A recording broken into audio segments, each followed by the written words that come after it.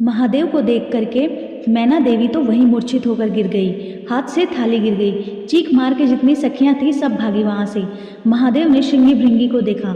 श्रृंगी भृंगी तो आश्चर्यचकित पड़ गए। महादेव बोले, तुम लोगों के मुख इतने मुरझाए से क्यों लग रहे हैं? बोले, भगवान स्वागत करने आई थी, ये तो मूर्छित ही हो गई। महादेव बोले, सब नगरों के अपने अपने रिवाज हैं, यहाँ मूर्छित होना ही रिवाज होता होगा। दूल्हा तो देखते ही सासू माँ मूर्छित हो जाती होगी, यही रिवाज होगा। चलो अपने जनवासे में चलें। और जनवासा कहाँ है? शमशान घाट। जनवासा बनवाया था, लेकिन वहाँ नहीं रुके। जहाँ पर सारी बारात वहीं पर जाएगा दूल्हा। और सारी बारात कहाँ है? वो तो शमशान में। शमशान में जाकर के दूल्हे राजा बैठ गए और बार बार श्रृंगी भृंगी से कह रहे, कोई कमी तो नहीं, कोई कमी तो नहीं। श्रृंगी भृंगी बोले, नहीं, बहुत बढ़िया है, सब कुछ बहुत बढ़िया है। भगवान नारायण बोले, भैया अब हमको चलना चाहिए, महादेव से बात करनी चाहिए। ये तो ऐसे तो काम नहीं बनेगा, ऐसे ब्याह कैसे होगा। नारायण भगवान गए और भगवान जाकर शमशान में बैठे। महादेव से जाकर बोले, यहाँ क्यों बैठे हो आप? बोले, नगर में तो कोई है नहीं, तो कहाँ जाएं, यहीं बैठेंगे। नगर तो पूरा खाली पड़ा है और कोई है ही नहीं स्वागत करने के लिए। एक माता जी जरूर आई थी, ये बता रहे थे वो हमारी सासू माँ है, वो भी मूर्छित हो गई। शंकर जी बोले, मूर्छित नहीं हुई, सत्यता हम बता रहे हैं आपको। हमने उनकी थाली की ओर देखा, थाली में वो जल का लोटा लेकर खड़ी थी। जल का लोटा उन्होंने फेंक दिया। क्यों फेंका हम बताते हैं। उन्होंने सोचा जब हमारे दूल्हे की जटा से ही गंगा निकल रही है तो इनको सामान्य लोटा क्यों दिखाएं हम, इसलिए उनका लोटा गिर गया। हमारे जटा पर जब उन्होंने सुंदर चंद्रमा को बैठे देखा तो उन्होंने कहा, जिनका तिलक ही चंद्रमा है उनको हम रोली चावल क्यों लगाएं, इसलिए रोली चावल छूट गए। नारायण भगवान बोले, हमने सुना आपकी सासू माँ मूर्छित हो गई।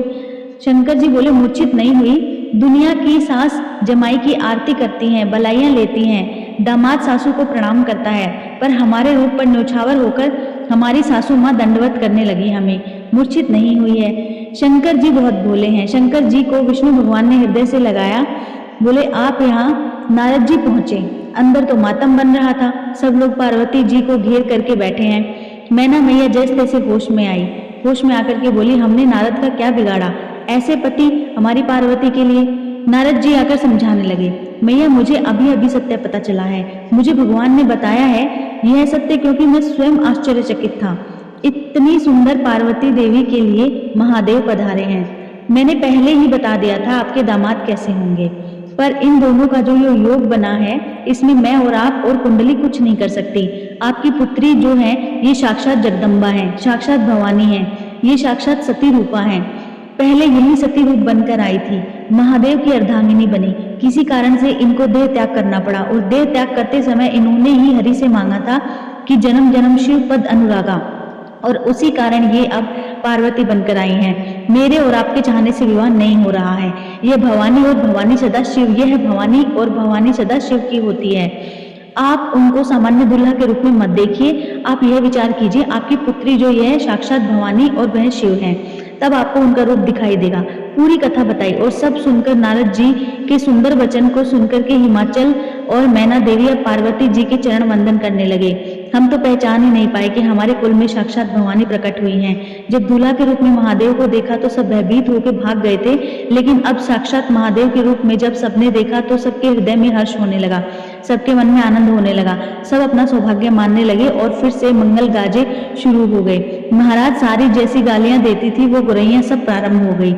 महादेव का सविधिवत पूजन आदि हुआ। अब मैना देवी ने जाकर के जब महादेव को देखा तो महाराज उनकी सुंदरता के आगे तो सब फीके लगने लगे। ऐसे सुंदर नेत्र, ऐसे सुंदर कान, ऐसे सुंदर नासिका, ऐसा सुंदर श्रृंगार, महादेव के रूप भाव को देख करके मैना देवी बलाइयां लेने लगी, बड़ भाग मानने लगी, सब आनंद में भर गए और वेद मंगल गान करने लगे। भवानी की सुंदरता का तो क्या ही वर्णन करें।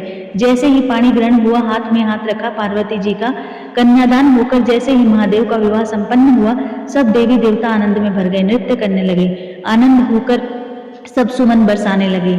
जय महादेव, जय मां पार्वती।